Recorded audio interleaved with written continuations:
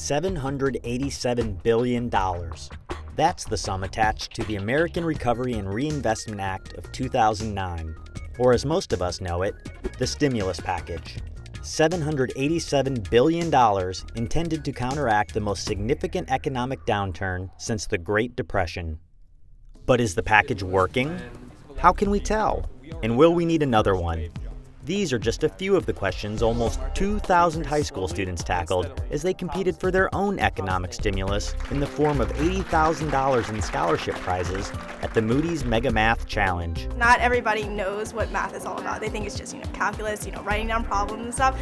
But once they see how much you can use mathematics for, it really does open a lot of people's eyes. They see what we can do with it and stuff. The problem this year was to analyze the American Recovery and Reinvestment Act of 2009.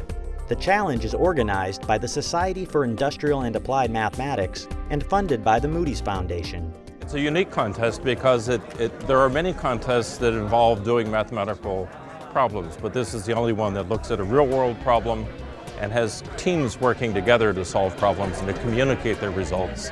Previous challenges have centered on problems related to Social Security, the stock market, and energy independence.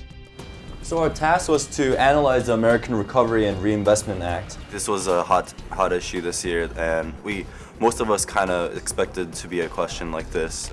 The annual competition is entirely internet-based, and there are no fees to participate. On the day of the challenge, the teams see the problem for the first time when they download it from the web. They then have just 14 hours to put together a detailed solution paper and upload it back to the contest website.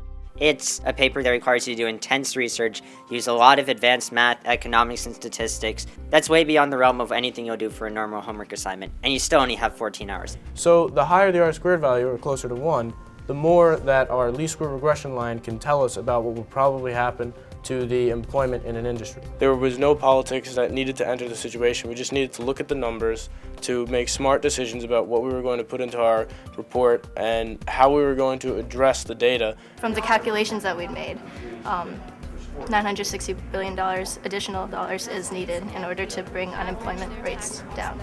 In terms of the effectiveness of the stimulus, we broke it down into 2 waves, and we were able to find that at around 3 million jobs would be created.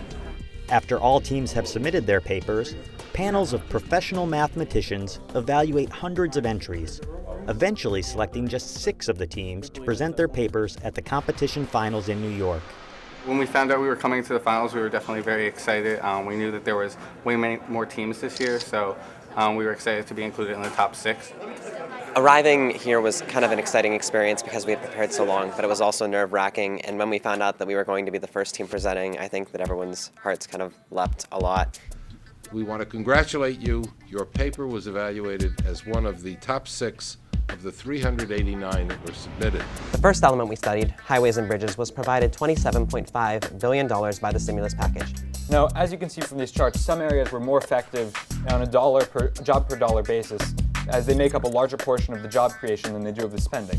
There is a correlation between the rate of unemployment and the rate of GDP that can be expressed with a linear model. Yes, we acknowledge the Great Depression with a much more serious contraction in our economy. And what we determined is that different types of spending had different levels of effectiveness. Tax cuts were very inefficient because they had a low... It definitely models what happens inside a corporation. You bring the team together, you focus on your individual strengths, and together you solve a really complex problem. And the winners of the Moody's Mega Math Challenge for 2009, High Technology High School Team 58, Lincroft, New Jersey. The goal is to spotlight applied mathematics as a powerful problem-solving tool, a vital contributor to society, and as a viable and exciting profession.